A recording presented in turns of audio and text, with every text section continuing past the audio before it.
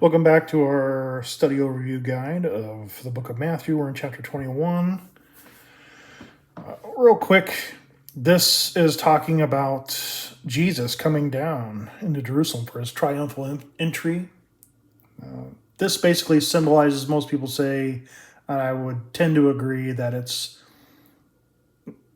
a lineage of David, a root of David, is what they call it, springing up out of the branch, or a root. Netzer, as I believe is the Jewish word for it. But what's happening here is a king of the lineage of David is putting himself back on the throne. It's kind of resemblant of when this happened before. This comes from the Old Testament, obviously. References there. Not a huge deal as far as salvation is concerned. But this may have been the exact thing that condemned him. He may have done this also to prophesize, but Jesus is also egging the people that are eventually going to kill him on. He knows it's going to happen. He has to make it happen. He's doing it on purpose, doing the right thing, but he knows what's going to come about of it. And that's what he's doing here. He's putting himself back on the throne because Jesus was killed, not for calling himself the Son of God or God himself or anything else. He was killed for claiming to be the king of the Jews. And back then, that's not a good thing. They don't want any competition, as you probably remember from our earliest chapters in Matthew, where Herod wanted Jesus dead just because he would have been a rival. He didn't want a rival.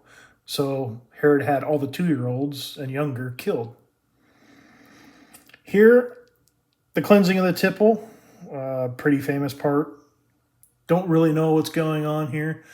A lot of people find it impossible that Jesus could have came in and cleared out the entire temple, which is a humongous complex, and stopped sacrifices.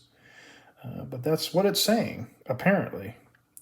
It's pretty clear between the Gospels that he did that, but I think most people, academics anyway, which isn't saying too much, that it didn't happen, but what do they know?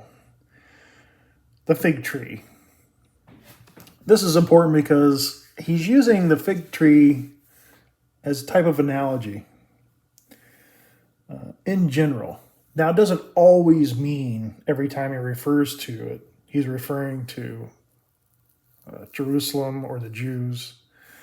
But here he is, he's using the fig tree as a type of analogy, where he says, no longer shall there ever be fruit from you again. Okay? So, he's just given a type of analogy. The Jews weren't producing fruit, and it's time to chop it down and throw it in the fire. We'll get into this in a couple more chapters about how serious this is, the destruction and the slaughter that was about ready to come on the Jews that Jesus told them about. He went up to them and he said, all this stuff's going to come upon you. And they didn't listen. And they suffered the consequence for not listening. I wonder if they ever realized it. Probably not. Excuse me.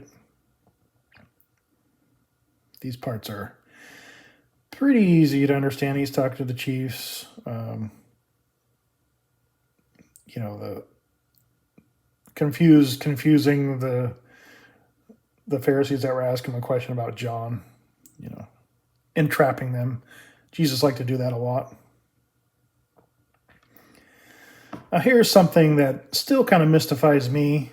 In 21, here he says, truly I say to you, tax collectors and prosecutors will get into the kingdom of God before you. Notice he is saying God again. So he's using God and kingdom of heaven interchangeably. We don't know if he means the same thing. We don't know if they're two separate places, or he's talking about the same thing. The fact that in Matthew, where he's using kingdom of God and kingdom of heaven, may point to the author understanding that there's two different places. This doesn't seem to be the case in other Gospels, though it does happen. We're just not sure exactly what it means. Just like when he says the Son of Man, when he says himself and the Son of Man, and he uses himself in the third person, we don't always understand. Of course, people have answers. People have all the answers in the world for everything, but that doesn't mean it's necessarily correct. The truth is, we just don't really know. We don't even know if anyone really understood it at any time. According to a lot of the writings we have, they get pretty serious about it, and it seems like they're making a point, but they kind of stop short of it. Maybe they didn't understand it completely either. It's tough to understand, but again, concerning salvation and what really matters to the modern Christian today, not so important.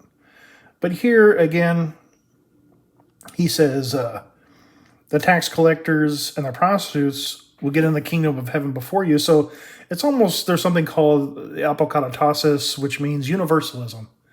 This universalism that shows up in some spots before you. So even though you're bad, you're still going to get in somehow. They're just going to get in before you. So just wanted you to be aware of that. We don't really know if universalism is real. It's certainly a Christian doctrine, an idea where everyone gets in no matter what. Maybe some people just get better seats than others. We just don't really know. I'm sure we'll find out one day.